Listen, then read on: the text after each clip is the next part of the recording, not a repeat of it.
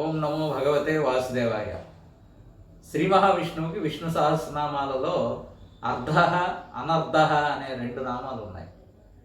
సుఖరూపవత్ సర్వై అధ్యత ఇది అర్ధ అని శంకరాచార్యుల వారి భాష్యం చెప్తుంది.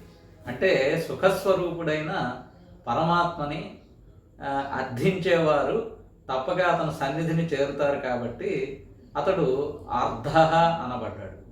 అలాగే అనర్ధ అంటే పరమాత్మకి తీరని కోరికలంటూ లేవు, అతడు నిత్య సంతుష్టుడు.